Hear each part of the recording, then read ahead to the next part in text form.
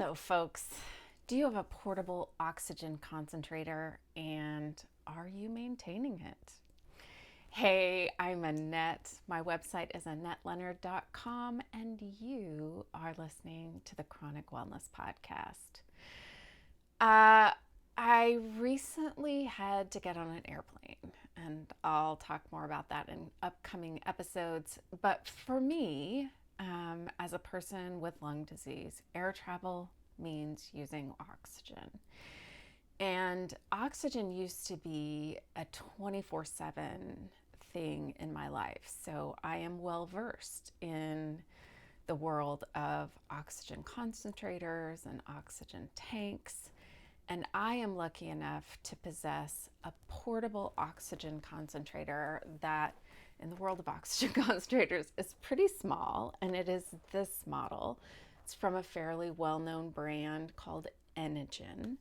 And on the last trip when I used this, the alarm started going off and said oxygen low. And I ignored it first and then checked my oxygen saturation and learned that it was low. And so then I started calling companies who say that they service the Inogen. And what I learned was that I could send it away to be serviced and pay a one-time service fee that might be really expensive, like to the tune of $500, or I could pay these companies a really high service fee to the tune of like $1,100, and they would service it in an ongoing way forever. Well, for those of you who are in this world, you know that you purchase these units for, at the time I was getting in on the game, like $1,400. So to then pay that again to have somebody service it for life, I mean, it's probably a good deal, but I didn't have those kind of funds to spend on it. And so then I started digging some more and doing some more of my own research. And what I found were a number of things that I, as the user, can do to maintain my machine, from changing just external filters that are on the machine and cleaning them, to the primary culprit in these instances, which is called the canisters. And the canisters are these, if you are watching, silver tubes that make up the bulk of the weight and size of this unit. And you can go online and purchase the canisters. And for my model, the canisters were either $100 or $120, so substantially less than repairing or paying for a maintenance plan on my machine. And then I just typed in my unit model and number on YouTube and said replace canisters on this unit number and model. And there were a number of videos about how to do it. And the most critical part after replacing the canisters is that then there's some fiddling around with the computer that needs to be done so that your unit knows that the canisters have been replaced.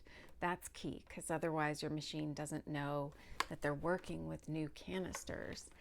And once I did that and hit reset, I then turned on my machine and used it for about 30 minutes. And it was really soon into using the machine, like 15 minutes, that I was getting that low oxygen warning. And after 30 minutes, I didn't have it. So I charged up my batteries in preparation for using it for my trip. And much to my delight and surprise, A, I had no trouble with the machine, but B, my battery life was more than quadruple what I have been getting. So it was clear that And I'll just disclose that I bought my unit used. I did not have it new.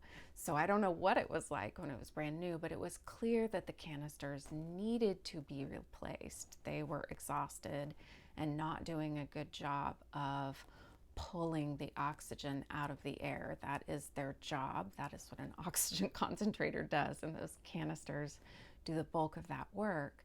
And then B, I didn't even know what the battery life on this unit could be because I had been working with it in such a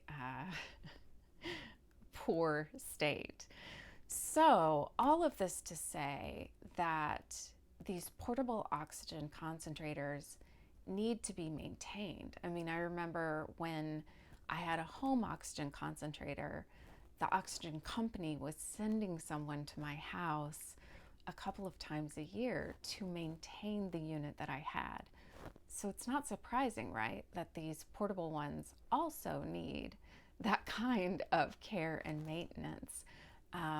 And so ultimately, if you are using these units on the reg, paying for one of these support programs might really be in your best interest. And if you're someone like me who's willing to do some amount of tinkering, watching YouTube videos, ordering parts on the internet, there is a fair bit of self-rehabilitation and self-upkeep that you can do to maintain these units.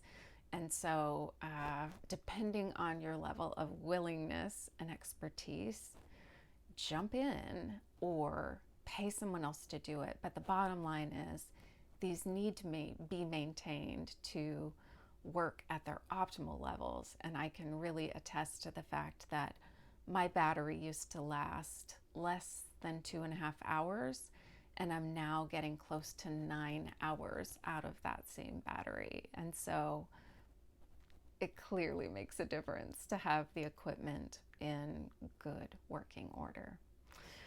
All right, that's your message for this week. I hope that you are well oxygenated and thinking ahead about how to take care of yourself at the holidays. And until we're together again, I hope you find ways to be well.